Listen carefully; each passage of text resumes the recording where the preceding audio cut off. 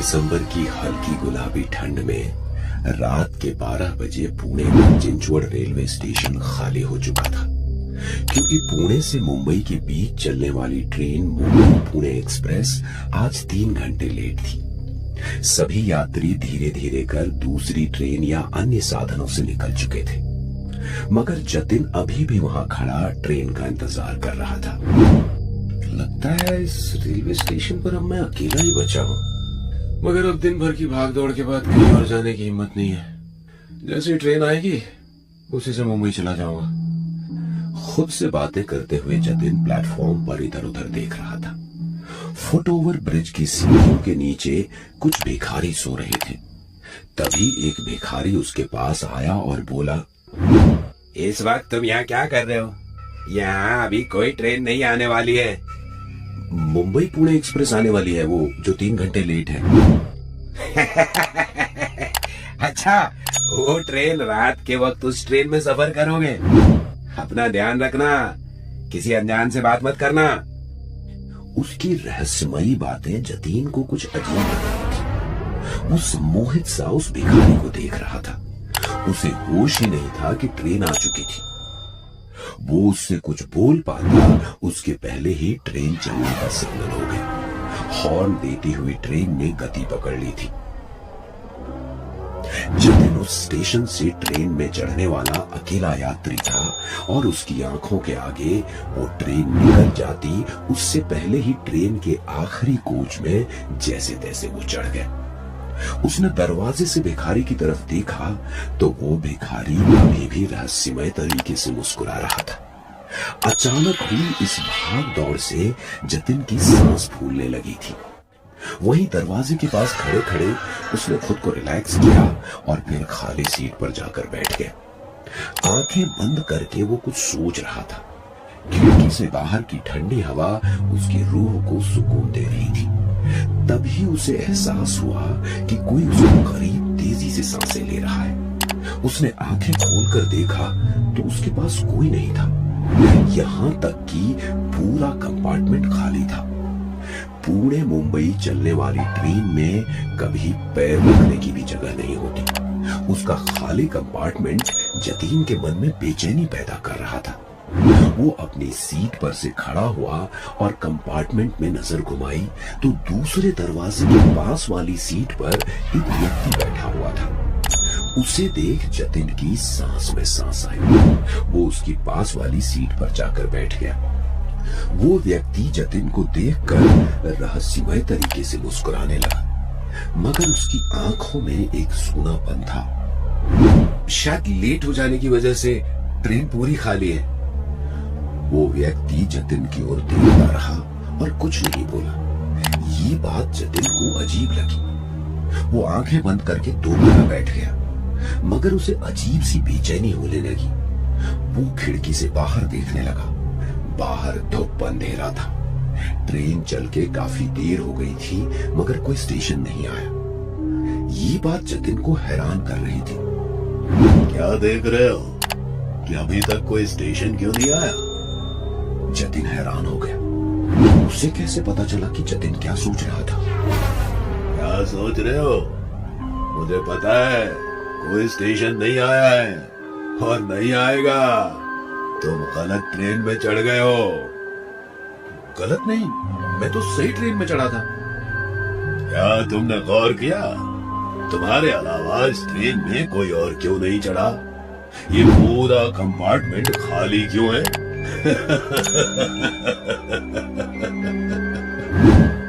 जतिन को अब उसकी बात पर यकीन हो रहा था।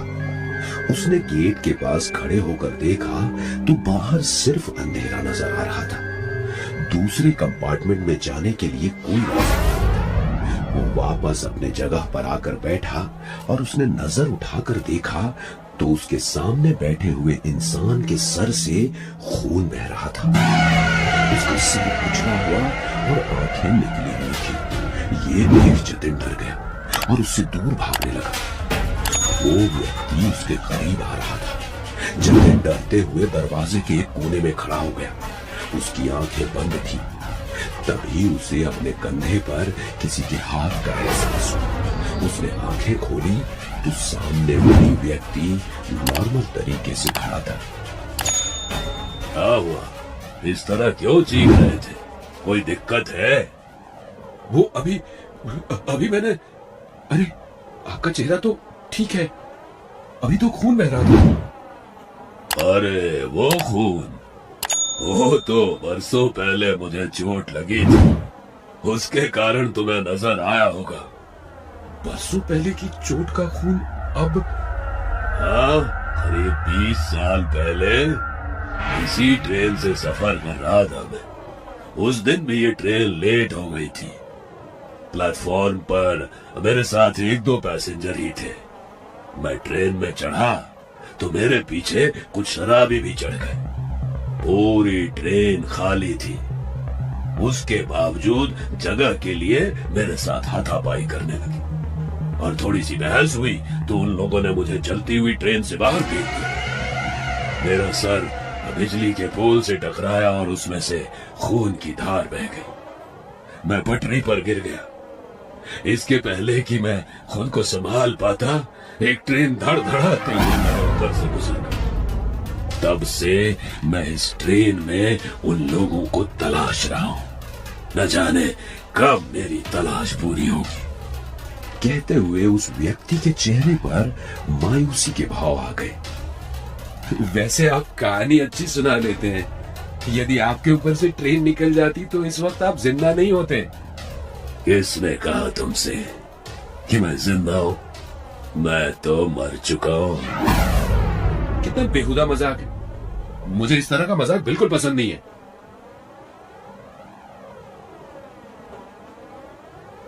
कहते हुए जतिन खिड़की के बाहर देखते हुए अगले स्टेशन के आने का इंतजार करने लगा, मगर ट्रेन किसी स्टेशन पर रुक ही नहीं रही थी। तुम इंतजार करते रहोगे, लेकिन ये ट्रेन नहीं रुकेगी।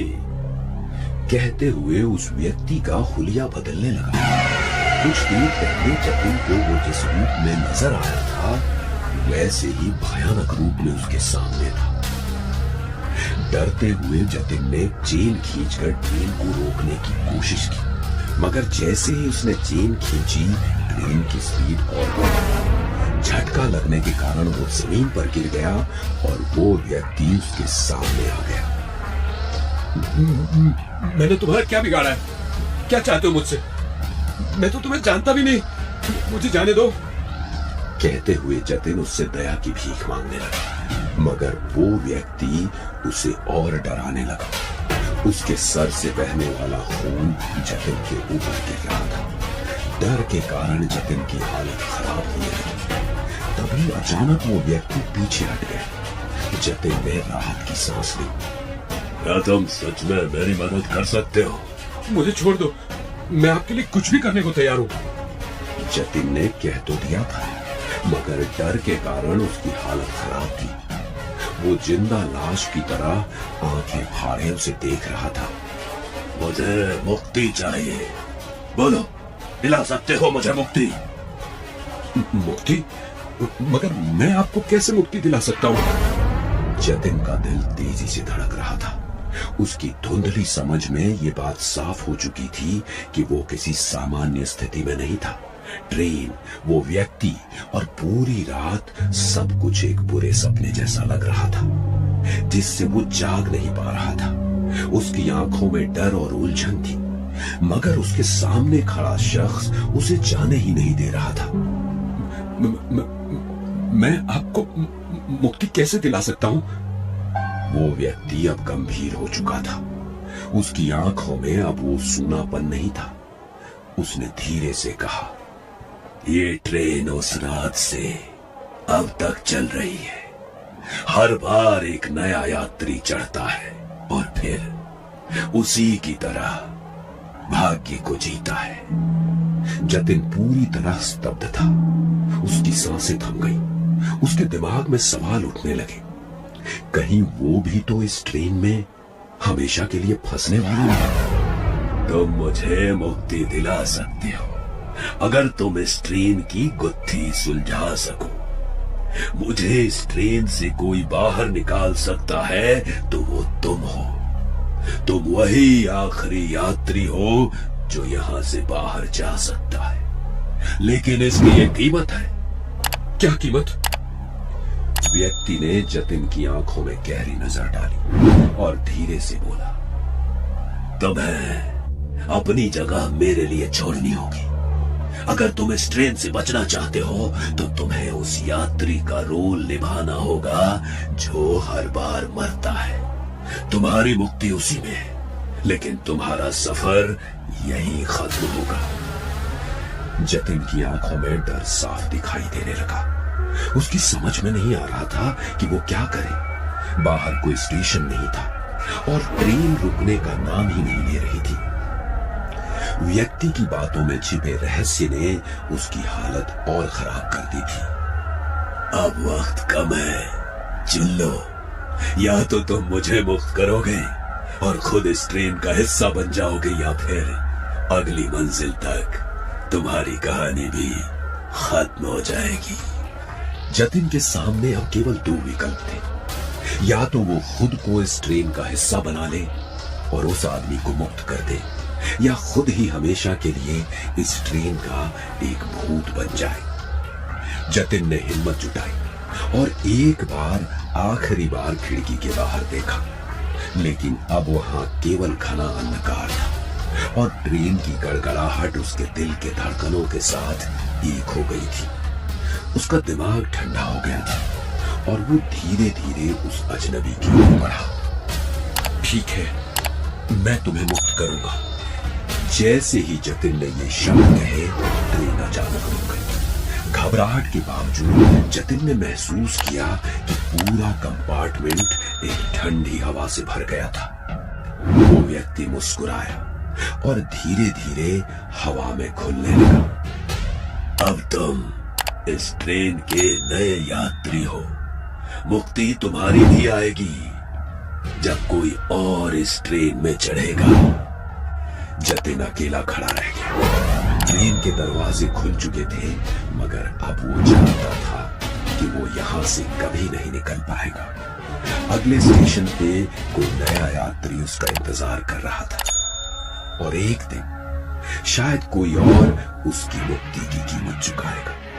ट्रेन फिर से चल पड़ी, मगर अब जतिन जानता था कि इस सफर की कोई मंजिल नहीं थी। बस इंतजार था अगले यात्री का।